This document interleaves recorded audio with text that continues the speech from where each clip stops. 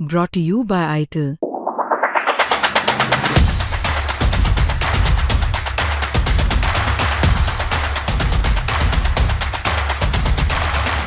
तो आदाब, नमस्कार, गुड इवनिंग, सत श्री अकाल। एक बार फिर आप तमाम लोगों का स्वागत है क्राइम तक की कहानी के इस एपिसोड में। उम्मीद है पूरी फैमिली अच्छी होगी। आप में से बहुत सारे लोग कई दिनों से, हालांकि मुझे समझ में नहीं आता ये फरमाइश क्यों आती है, बट कहते हैं ऐसा कुछ हॉरर सुनाइए, कुछ भूत प्रेत की सुनाइए।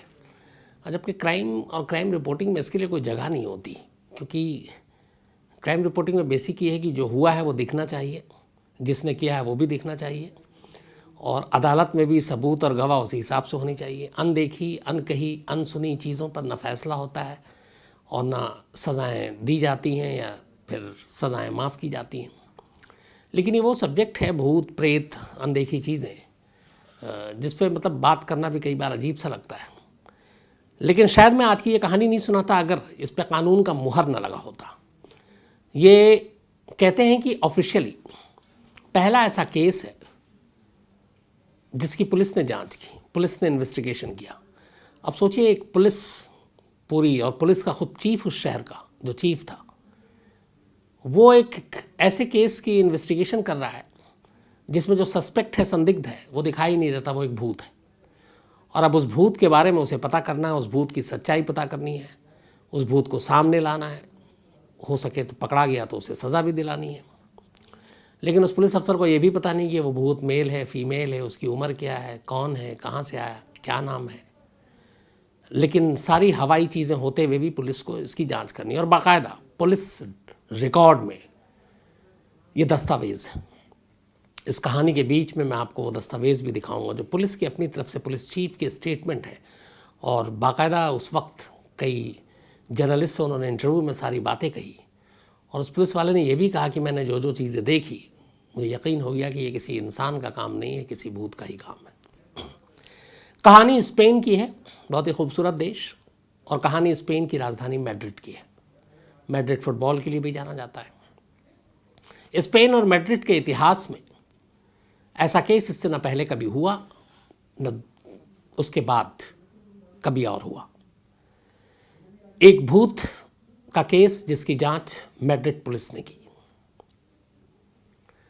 कहानी मैड्रिड की 18 साल की एक लड़की की है जिसका नाम है स्टेफिना लज़ारो। स्टेफिना लज़ारो मैड्रिड के पास ही एक अपनी फैमिली के साथ एक अपार्टमेंट में रहती थी। उस अपार्टमेंट का नाम था Louis Marianne 8 apartment. Louis Marianne 8 apartment. 18 साल की हो चुकी थी स्टेफिना, और कॉलेज में दाखला मिल चुका था, कॉलेज जा रही थी। 18 साल तक की उम्र में सब कुछ ठीक ठाक था, लेकिन फिर अचानक कॉलेज जाने के बाद स्टेफिना की जो पूरा बर्ताव है, उसका बिहेवियर है, उसमें अचानक कुछ तब्दीली आती है। घर में स्टेफिना के माँ बाप, एक भाई और एक और बहन थी, तो ये लोग 5 लोग थे। वहाँ पे ज़्यादातर घर लकड़ियों के होते थे, वहीं स्टेफिना रहती थी। सब कुछ एक नॉर्मल लड़की की तरह थी, लेकिन अचानक उसकी बिहेवियर में कुछ चेंजेस आने शुरू हो गए। अब कैसे चेंजेस थे? वो अचानक अपने भाई को देख के गुर्राने लगती, बाकायदा अपने भाई के ऊपर सांप के जैसे, वो जो हरकत होती है, सांप जो हिस आवाज़ निकालता है, उस आवाज़ के साथ अपने भाई के ऊपर अटैक करती। दीवारों को अपने नाखून से नोचने लगती, और लकड़ियों की दीवारें थीं। चीखती, चिल्लाती, गुर्राती, ये सारी चीज़ें करती। अब घर वाले उसके इस बिहेवियर से बड़े परेशान। फिर भी माँ बाप ने उससे बात करने की कोशिश की। बीच बीच में उसे ये दौरा पड़ता, फिर वो ठीक हो जाती, फिर वैसी हो जाती। और इस तमाम चीज़ों की वजह से उसकी जो सेहत थी वो लगातार गिर रही थी। माँ बाप ने उससे बहुत पूछा, तो एक दिन स्टेफिना ने बताया कि मुझे भी नहीं मालूम मैं ऐसा क्यों करती हूँ या क्या करती हूँ, लेकिन मुझे आधी रात को अमूमन कुछ एक शैडो, एक साया सा दिखाई देता है, और पता नहीं क्या है, इंसान तो नहीं है, लेकिन वो एक कोई अजीब सी चीज़ होती है, और मैं उसे जब भी देखती हूँ तो मुझे अजीब सा होता है। उसके बाद फिर मैं गुर्राने लगती हूँ, अपने नाखून से दीवारों को नोचने लगती हूँ, सांप की तरह हिस जो आवाज़ है वो निकलती है। माँ बाप बड़े परेशान। फिर उन्होंने पता किया तो पता चला स्टेफिना तंत्र मंत्र की बुक्स बहुत पढ़ती है। ये जो भूत प्रेत होते हैं सारे, उनके, ये लोग कैथोलिक क्रिश्चियन थे, तो धर्म पे भी पूरा विश्वास था इनका, मज़हब पे अपने। लेकिन वो साथ में ऐसे बुक्स भी पढ़ती थी। माँ बाप को लगा शायद इस बुक्स पढ़ने का असर है, उन्होंने फिर उसके कमरे से वो सारी किताबें हटा दी, लेकिन फिर भी ठीक नहीं हुई। वक्त बीतता गया, करीब 6 महीने हो गए, स्टेफिना की सेहत लगातार गिरती गई। इस दौरान में माँ बाप ने तमाम डॉक्टर को दिखाया, कुछ लोगों ने कहा, कुछ वो फादर के पास भी ले गए जो प्रीस्ट हैं, उन सबको भी दिखाया। हर एक ने कहा कि इसको कुछ नहीं है, ना कोई फिजिकल प्रॉब्लम है, ना मेंटल प्रॉब्लम है, बिल्कुल ठीक है। लेकिन वो उसकी हरकतें, उसका बर्ताव वो बदला नहीं। सेहत लगातार गिर रही थी। माँ बाप को अपनी बच्ची की फिक्र थी। आखिरकार उन्हें लगा 6 महीने के बाद, ये बात है, ये सारी कहानियाँ शुरू हुई थी अर्ली 1990 में, लेकिन अगस्त 1991 में स्टेफिना की सेहत जब लगातार गिरती गई, वो कमज़ोर हो गई, तो माँ बाप से बर्दाश्त नहीं हुआ और वो उसे मैड्रिड के एक सरकारी हॉस्पिटल में ले गए। उन्होंने कहा कि इसका पूरा चेकअप कराएंगे, पता करेंगे क्या बीमारी है, क्या है। अब वो हॉस्पिटल गई, हॉस्पिटल में सारा चेकअप हुआ, हर एक एक्सपर्ट्स ने देखा, साइकेट्रिस्ट ने भी देखा। 3 वीक तक उसका अस्पताल में इलाज चला, लेकिन कोई बीमारी नहीं निकली। डॉक्टरों ने कहा कि ये बिल्कुल फिट है, मेंटली भी हेल्दी भी है, सब कुछ है, लेकिन सेहत क्यों गिर रही है, ये समझ में नहीं आ रहा था। 3 हफ्ते के बाद अचानक एक रोज़ अस्पताल में स्टेफिना की मौत हो जाती है। बिल्कुल नॉर्मल थी, घर वाले भी मिलने आते थे, देखते थे, डेली की तरह उस दिन भी नॉर्मल थी। अगस्त 1991 की बात है, ये एग्जैक्ट डेट याद नहीं है मुझे। तो अचानक उसकी मौत हो गई। घर वालों को जब ये बात पता चली तो उनको यकीन नहीं हुआ, क्योंकि स्टेफिना से वो कुछ वक्त पहले भी मिले थे, कुछ घंटे पहले भी, और वो बिल्कुल ठीक थी। हाँ, जो उसके साथ ये सारी चीज़ें हो रही थी पिछले 6 महीने से, वो बंद नहीं हुआ था, लेकिन डॉक्टरों को भी कोई ऐसी बीमारी का पता नहीं चला था। अब उन्होंने कहा ये क्या, डॉक्टर भी हैरान थे कि अचानक उसकी मौत कैसे हो गई। इसके बाद खैर पोस्टमार्टम होता है, ऑटोप्सी रिपोर्ट आती है, तो उसमें और तो कुछ जिक्र नहीं था, बस ये था कि दिल की धड़कन रुक गई और इसी की वजह से मौत हुई। बाकी ना उसके शरीर पे कोई ज़ख्म के निशान, ना चोट के निशान, ना कोई और सिम्टम, ना कोई और बातें। अब 18 साढ़े 18 साल की उम्र में हार्ट अटैक, दिल के दौरे से मौत, ये बात भी डॉक्टरों को अजीब लग रही थी। आजकल तो ऐसे बहुत केस आते हैं, मैं 90s की कहानी आपको सुना रहा हूँ, तो ऐसा बहुत कम होता था। इस एज में जनरली दिल का दौरा नहीं पड़ता है।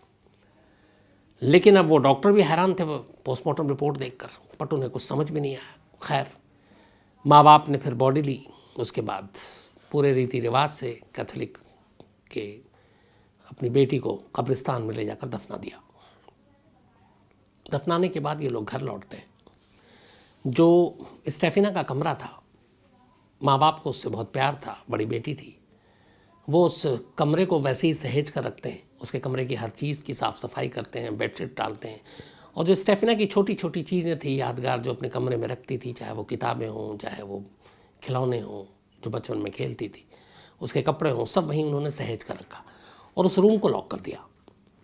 बीच बीच में फिर वो रूम की जब सफाई करते और फिर बंद कर देते। पहला हफ्ता तो कुछ नहीं, 1 हफ्ते के बाद अचानक उन्होंने नोटिस किया कि वो बेडशीट बदल देते, उसका कमरा जो है साफ़ कर देते, सब कुछ ठीक हो जाता। और फिर जब वो दरवाज़ा खोलते तो हैरान हो जाते, बेडशीट फर्श पे पड़ी होती, गद्दे इधर से उधर, किताबें, बाकी चीज़ें कमरे में बिखरी पड़ी हुई हैं, दीवार पे जो तस्वीरें हैं वो उल्टी हो गई हैं। पहली बार उन्हें लगा पता नहीं क्या है, कुछ पड़ोसी तंग कर रहा है। खैर, उन्होंने फिर से सब कुछ ठीक किया, दरवाज़ा लॉक कर दिया।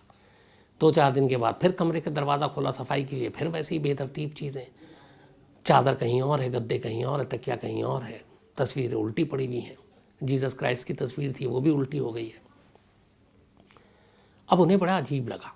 इसके बाद एक नई चीज़ शुरू हो गई। स्टेफिना के कमरे से रात को अचानक, ख़ासतौर पे रात को, अजीब अजीब आवाज़ें शुरू आने लगी, और ख़ासतौर पर एक जो थी, मम्मा मम्मा, मतलब वो अपनी माँ को पुकार रही है, और माँ उसकी आवाज़ सुनती, घर वाले भी सुनते, और उस आवाज़ में बड़ा दर्द होता। रात को ये लोग दरवाज़ा खोलकर उसके कमरे में जाते हैं तो वहाँ महसूस करते कि बहुत ठंडी हवा चल रही है, और बाहर जब वो देखते खिड़की से तो कोई हवा नहीं चल रही है। परेशान, फिर उन्होंने देखा कि सारी चीज़ें अस्त व्यस्त हैं। ऐसा कई दिन चला, आवाज़ें आई बड़ी बड़ी। फिर उन्होंने नोटिस किया कि उसके कमरे की जो दीवारें हैं, लकड़ी की थी, वो सारी नाखून से खुरची हुई हैं। और जब उससे पहले दौरा पड़ता था और स्टेफिना ने ये सब किया था, उसके बाद उन्होंने वो जो वॉल थी लकड़ियों की, ये सारी चीज़ें बदलवा दी थी, लेकिन अब नए निशान नाखून के उन दीवारों पर थे। उन्हें बड़ा अजीब लगा, फिर डर भी लगा कि कुछ है। पहले उन्होंने चेक किया पड़ोसियों किसी ने तंग तो नहीं कर रहा है, वो सब चीज़ें नहीं थी। फिर उन्होंने क्या किया कि उसके कमरे को लॉक करके और नट बोल्ट लगा दिया ताकि अब उसमें कोई जा ही नहीं। अगले दिन बहुत तेज़ ठंडी हवा घर के अंदर, और उन्हें आवाज़ें अजीब अजीब सुनाई दी, चीखने की, चिल्लाने की, मम्मा मम्मा। और उसके बाद वो दरवाजे का नट बोल्ट अपने आप खुल गया और पूरा दरवाज़ा खुल गया। घर वालों ने देखा, वो और घबरा गए। इसके बाद परेशान, अब उन्हें ये लगा कि पड़ोसियों को बताएं तो पड़ोसी हंसेंगे, कौन इस बात पे यकीन करेगा कि घर की तस्वीरें उल्टी हो रही हैं, चादर इधर से उधर है, तकिया कहीं और है, दीवार पे नाखून के निशान हैं ताज़े। बड़ी परेशान, लेकिन फिर लगा कि कुछ पड़ोसियों को इसमें बताना चाहिए। स्टेफिना के माँ बाप ने पड़ोसियों से बात की, उन्होंने हमारे घर में इस तरीके से हो रहा है। कुछ पड़ोसियों ने कहा हमें रात को हमें भी आपके घर से आवाज़ सुनाई देती है। फिर उन्होंने कहा कि ये सारी चीज़ें हैं। कुछ पड़ोसियों ने हिम्मत की, उन्होंने कहा कि चलो। रात को वो गए और विटनेस बने, उन्होंने देखा सब कुछ ठीक है, अचानक ठंडी हवा चलने लगी, आसपास में और कहीं नहीं चल रही है, तस्वीरें उलट रही हैं। ये सारी चीज़ें जब देखी तो पड़ोसी भी घबरा गए, लेकिन अब पड़ोसी विटनेस बन गए थे। अब ये सिलसिला चलता रहा, माँ बाप परेशान। इसी दौरान में एक नई चीज़ हुई। जिस कॉलेज में स्टेफिना पढ़ती थी, उस कॉलेज की 2-3 टीचर स्टेफिना के घर पहुंचे अचानक, और स्टेफिना की मौत को करीब 15 दिन से ज़्यादा का वक्त बीत चुका है। वो स्टेफिना के माँ बाप के पास आते हैं और कहते हैं हमें आपसे कुछ बात करनी है, आपको कुछ बताना है। तो उन्होंने कहा जी बताइए। तो उसने कहा कि ये बात हमें पहले बतानी चाहिए थी, लेकिन हमें नहीं बता पाए, क्योंकि कैसे बताते और आप यकीन करते कि नहीं। उनमें से एक, चूँकि ये क्रिश्चियन स्कूल था, तो नन थी, वो नन भी घर आई थी स्टेफिना के मिलने के लिए। तो उन्होंने कहा कि ये करीब 6-7 महीने पुरानी बात है। अब उन्होंने कहा इतनी पुरानी बात आप क्यों अब बता रहे हैं? तो उन्होंने कहा हमें पता चला अब स्टेफिना की मौत हो गई है, तो वो सारी चीज़ें हम रिकॉल कर रहे हैं, याद कर रहे हैं, तो आपसे शेयर करना चाहते हैं। उसने कहा बताएं। उसने कहा कि स्टेफिना की एक दोस्त थी, उस दोस्त का एक बॉयफ्रेंड था।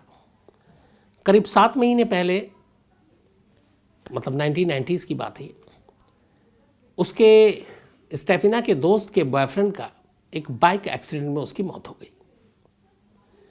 और इससे स्टेफिना की वो दोस्त बड़े सदमे में चली गई, क्योंकि उसके बॉयफ्रेंड की मौत हो गई थी और स्टेफिना अपनी उस दोस्त के बड़े करीब थी। नन ने बताया कि इसके बाद मैं एक दिन स्कूल के पिछले हिस्से में गई, तो वहाँ पे 4 लड़कियों को देखा। उनमें एक स्टेफिना थी, एक उसकी वही दोस्त थी जिसके बॉयफ्रेंड की रोड एक्सीडेंट में डेथ हुई थी, और 2 उसकी और क्लासमेट थी। तो हमने देखा कि ये चारों एक लकड़ी का बोर्ड, कैरम जैसा, उसके ऊपर एक शीशे का गिलास रखी हुई है, और उस गिलास को उन्होंने उल्टा रखा हुआ है और गिलास खाली है। और ये चारों उस बोर्ड के 4 तरफ खड़ी हुई हैं, चारों दिशाओं में, और इनमें से एक एक करके उस गिलास के बेस पे जो उल्टा रखा हुआ है वो उंगलियां लगाती थी। फिर एक लगाती, फिर दूसरी लगाती। बोली कि एक दिन मैं पीछे की तरफ गई और मैंने देखा, तो बोली जब मैंने देखा स्टेफिना को, जब उसकी बारी आई और मैं दूर से देख रही कि कर क्या रही, मैं पहले समझने की कोशिश कर रही थी। बोली स्टेफिना ने जब गिलास के नीचे उंगली लगाई तो मैंने अपनी आंखों से उस गिलास को उस बोर्ड के ऊपर उड़ते हुए देखा। मेरे लिए बड़ी अजीब थी। फिर मैं घबरा भी गई। मैं आई, मैंने उनको चारों को डांटा कि ये तुम लोग क्लास छोड़ के यहाँ क्या कर रहे हो, और फिर गुस्से में मैंने उस बोर्ड के 2 टुकड़े कर दिए लकड़ी के, जिस पे उन्होंने गिलास रखा था, डर के मारे, और उस लकड़ी के टुकड़ों को फेंक दिया। और अचानक मैंने देखा कि जैसे ही मैंने 2 टुकड़े किए बोर्ड के, वो गिलास हवा में था और हवा में गिलास घूम रहा है। और मेरे लिए ये बड़ी अचंभित बात थी, मैं सोच भी नहीं सकती कि ऐसा हो सकता है। फिर मैंने उन चारों से बात की तो उन्होंने बताया स्टेफिना तंत्र मंत्र की किताबें पढ़ा करती थी, उसे भूत से बातें करने का शौक था। उसने कहा, उसने अपने दोस्तों को भी सारे जिक्र किया। जो स्टेफिना की दोस्त थी जिसके बॉयफ्रेंड की डेथ हो गई थी, उससे भी उसने बात की। उसने कहा मैंने कई किताबें पढ़ी और ये मुमकिन है भूत से बात करना, जो लोग मर गए हैं उनके बारे में बात करना, और उनके कैसे हैं वो उस दुनिया में, कैसे रहते हैं, क्या खाते हैं, क्या पीते हैं, तो ये सारी जानकारी उन्हें भूत से मिलती है। तो उसने कहा तुम्हारे बॉयफ्रेंड के से भी हम बात करेंगे किसी सोर्स के ज़रिए, और पता करेंगे कि वो कैसा है, कहाँ है। तो इसी के लिए ये सारी चीज़ें कर रही थी, वो ग्लास और ये, ताकि भूत से बात कर सके। बोले कि जब ये सारी चीज़ें हुई उसके बाद अचानक हम लोगों ने देखा, वहीं पे खड़े होकर बात कर रहे थे, बोट के 2 टुकड़े हो चुके थे, एक सफ़ेद धुएं की लेयर आई और उसने बोला कि मैं और मेरी एक और टीचर खड़ी हुई थी और ये 4 बच्चियाँ थीं स्टेफिना समेत। एक धुएं का गुबार सा आया और वो गुबार एकदम ऐसा लगा कि जैसा निशाना लेकर आया हो। हम 6 लोग खड़े थे, लेकिन वो धुएं का गुबार सीधे स्टेफिना के पास गया और उसकी नाक से होते हुए उसके अंदर चला गया और फिर धुएं का गुबार गायब। बोली सब देख के हम घबरा गए, इनको डांटा और बोला आज के बाद इधर नहीं आओगे, और हम लोग चले गए। अब जब ये कहानी घर वालों को पता चली तो उन्हें लगा कि ये सारी चीज़ें जो तारीख़ बताई उन्होंने, ये उसी वक्त से है जब से स्टेफिना के बिहेवियर में एक बर्ताव आना शुरू हुआ था, जब उसने गुर्राना शुरू किया, जब वो सांप की तरह आवाज़ निकालती, अपने छोटे भाई पे हमला करती। जब ये सारी चीज़ें सुनी तब घर वालों को फिर अजीब लगा। उसके बाद वो और घबरा गए। लेकिन पड़ोसी भी अब इस बात के विटनेस थे कि इस घर में कुछ ऐसी आवाज़ें आती हैं। खैर स्कूल की वो सारी नन और वो लोग बता कर ये चली गई। इसके बाद क्यूरियोसिटी में कि अभी भी शायद स्टेमिना यहाँ है, क्योंकि वो दूसरे भूत से बात करना चाहती थी, अब खुद शायद भूत बनकर यहीं रह रही है, मम्मा मम्मा भी कर रही है, ठंडी हवाओं के ज़रिए शायद वो घर में घूम रही है। उन्होंने फिर से उसके दरवाजे को खोला। दरवाज़ा खोला तो देखा कि जीसस की तस्वीर उल्टी लटकी हुई है, सारे सामान फिर से इधर से उधर बिखरे पड़े हुए हैं। उसके बाद अचानक देखा कि उन्होंने स्टेफिना की एक तस्वीर जो फ्रेम में लगी थी वो भी फर्श पे गिरी है। अपनी बेटी की तस्वीर को फर्श पे गिरा देख माँ ने तस्वीर ज़मीन से उठाने की कोशिश की। अभी फ्रेम को हाथ ही लगाया था कि पता नहीं क्या हुआ, उन्होंने थोड़ा सा उठाया और फिर वापस फ्रेम ज़मीन पर फेंक दिया। कुछ अजीब सी चीज़ हुई इनके साथ। स्टेफिना के पिता वहाँ बराबर में खड़े थे। उन्होंने देखा कि उनकी वाइफ अपनी बेटी की ही फ्रेम, जो तस्वीर है जिससे इतना प्यार करती है, वो वापस ज़मीन पर फेंक रही। उन्हें अच्छा नहीं लगा। उन्होंने उस फ्रेम को उठा लिया। जैसे ही उठाया, अब दोनों स्टेफिना का चेहरा उनके सामने था। फ्रेम लकड़ी का था, साथ में शीशा और तस्वीरें जो आमतौर पर फ्रेम होता है। फिर उन्होंने जो मंजर देखा वो ये था कि उस फ्रेम के अंदर स्टेफिना के चेहरा अचानक जलने लगा और आग सिर्फ चेहरे पर थी। न फ्रेम पे कहीं आग है, न लकड़ी पे है, न और कहीं नीचे, न उस चेहरे के नीचे की जो तस्वीर है उस पर, सिर्फ आग चेहरे के ऊपर, और चेहरा धू धू कर जलने लगा। स्टेफिना के बाप ने भी घबरा कर वो फिर नीचे फेंक दिया। उसके बाद ये लोग बाहर आया, अचानक तेज़ तेज़ आवाज़ आने लगी। रात किसी तरह काटी। अगले दिन इन्होंने फिर प्लम्बर को बुलाया और हेवी सोफ़ा सेट और बाकी फर्नीचर, उस कमरे के दरवाजे को नट बोल्ट से बंद कर दिया, एक तरह से पूरा लॉक कर दिया, और उस दरवाजे के बाहर बड़े बड़े सोफ़ा सेट और ये लगा दिया ताकि ये दरवाज़ा खुले नहीं कभी। और उसके बाद चले गए। और रात हुई। अचानक घर में बहुत तेज़ उस दिन आवाज़ आई। ऐसा लगा कोई चीख रहा, उस कमरे से बाहर आना चाहता है। थोड़ी देर के बाद कमरे का नट बोल्ट दरवाजे का अपने आप खुला, सोफ़ा कहीं और फेंका गया, दरवाज़ा खुल चुका था। परेशान किसी तरह रात काटी। अगले दिन ये लोग अब सोच रहे हैं क्या करना है, घर छोड़ देना, कहीं और चले जाएं। फिर उन्होंने तय किया कि शायद हम छोड़ देंगे। लेकिन फिर अगली रात आई। अगली रात पहला मामला ऐसा था जो अब तक घर में आवाज़ें आ रही थीं, तरह तरह की चीज़ें हो रही थीं, लेकिन जो चीज़ उस रात हुई उससे पहले कभी नहीं हुई। उस रात अचानक स्टेफिना की माँ को लगा, वो सो रही थी, वही रात का करीब 12 बजे के आसपास था, कि उनके सीने पे कोई चढ़ा हुआ है और दोनों हाथों से उनका गला घोट रहा है। ये स्टेफिना की माँ को लगा। पहले उन्होंने हाथ हटाने की कोशिश की, कोई दिखाई नहीं दे रहा, लेकिन लगा कोई वज़नी चीज़ है और गला घोट रहा है। उन्होंने काफ़ी ट्राई किया, नहीं हुआ। तब तक पति को भी लग गया कि ये परेशान है और कुछ कह रही है। फिर किसी तरीके से बड़ी मुश्किल से वो हाथ को अपने गले से हटाया और ऐसा लगा था कि सामने वाला कोई गला घोट रहा है, लेकिन वो इतनी घबरा गई कि पहली बार इस पूरे इंसिडेंट में, जब से एबनॉर्मल बिहेवियर से लेकर हॉस्पिटल या फिर स्टेफिना की मौत, घर में ये सारी चीज़ें, अभी तक उन्होंने कभी पुलिस को कॉल नहीं किया था। लेकिन उस रात पहली बार 2:40 पर स्टेफिना की माँ पुलिस को कॉल करती हैं। कॉल के बाद फ़ौरन अगले 10 मिनट में पुलिस की टीम स्टेफिना के घर पे पहुंचती है। और जो पुलिस टीम पहुंची उसमें चीफ इंस्पेक्टर नेशनल पुलिस के जो थे मिस्टर जोस पेड्रो, इसके अलावा उनके साथ उनके सहयोगी अफसर जो थे मिस्टर नेगरी और 3 और कुल 5 पुलिस वाले। रात 2:40 था, 3 के आसपास करीब ये लोग घर पहुंचे स्टेफिना के। देखा तो बदहवास परेशान स्टेफिना के माँ बाप, भाई और बहन। उन्होंने पूछा क्या हुआ। उन्होंने कहा इस तरीके से किसी ने गला घोटने की कोशिश की। फिर पुलिस वाले को अंदर जाके लगा कि ये क्या, घर के बाहर बिल्कुल नॉर्मल, अंदर ठंडी सी हवाएं चल रही है और कुछ अजीब अजीब आवाज़ें आ रही हैं। तो उसने पूछा कि और कौन है घर में। पुलिस वालों ने उन्होंने कहा कोई नहीं, यही आवाज़ें हम महीनों से सुन रहे हैं। फिर उन्होंने कहानी बताई। फिर उन्होंने कहा कि वो कमरा देखना चाहते हैं। वो कमरे में गए, सारी चीज़ें फिर उन्होंने देखी कि तस्वीरें सब उल्टी ली, बिस्तर कहीं और है, चादर कहीं और है, तकिया कहीं और है। इसके बाद उन्होंने उस कमरे के अंदर बहुत तेज़ हवा और आंधी की सुगबुगाहट आई। पुलिस वालों ने कहा कि खिड़की खोल के देखते हैं। उन्होंने खिड़की खोल के देखा, बाहर बिल्कुल मौसम शांत। अब पुलिस वालों की हवा खराब हो गई और उन्हें लगने लगा कि कुछ गड़बड़ है। अब वो भी क्या करें। उन्हें एक अनजाना रहस्यमयी, मतलब क्रिमिनल कहें या क्या कहें, जो दिखाई नहीं दे रहा, उसको कैसे पकड़ें, घर वालों को कैसे सांत्वना दें।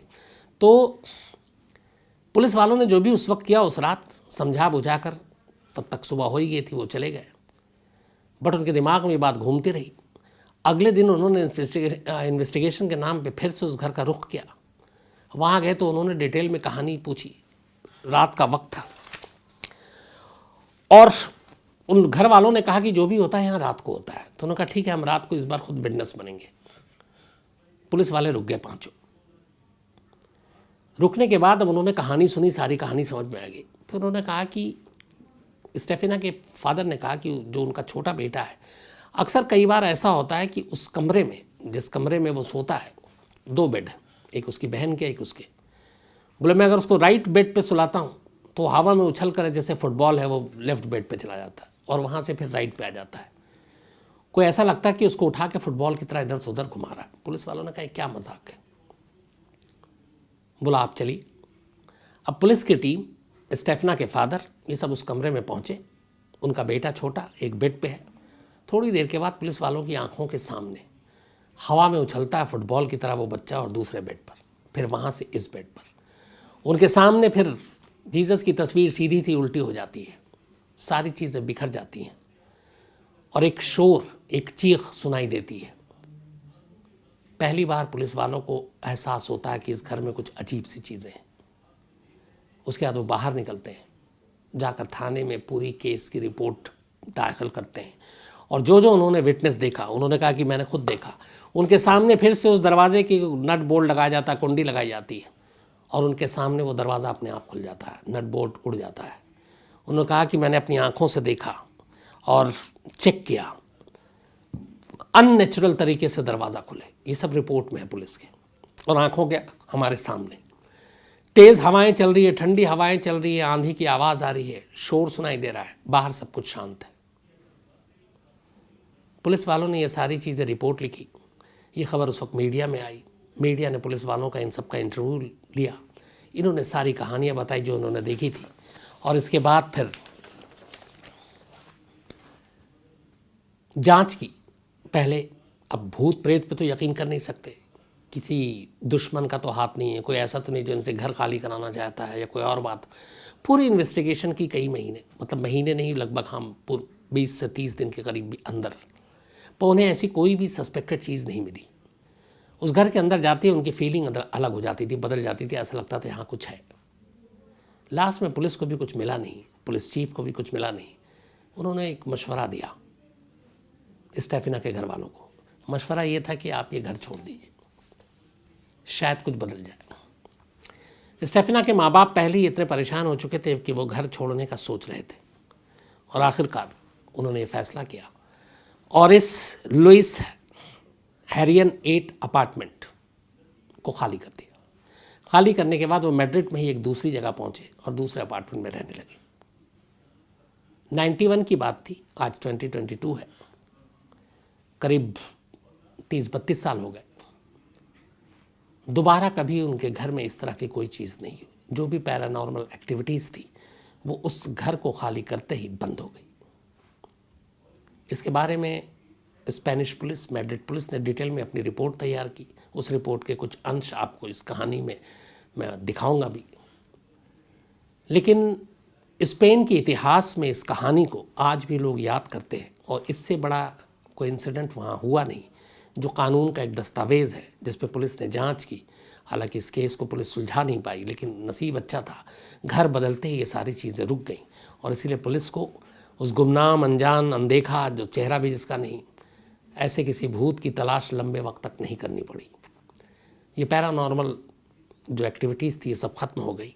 बाद में इस पे एक सीरीज़ भी बनी, शायद ये फिल्म, जिसका नाम था वेरोनिका। हालांकि कहते हैं कि वेरोनिका अगर 100 लोग हैं तो उनमें से शायद ही एक ने भी अभी तक इसको कंप्लीट नहीं किया देखना, ये कहा जाता है, लेकिन इसके ऊपर एक वेरोनिका बनी। तो ये थी कहानी एक ऐसे भूत की जिसको बाकायदा रिकॉर्ड पे पुलिस को केस दिया गया जांच करने के लिए। पुलिस ने जांच की, और जैसा कि हम सब जानते हैं, भूत को पकड़ नहीं पाई।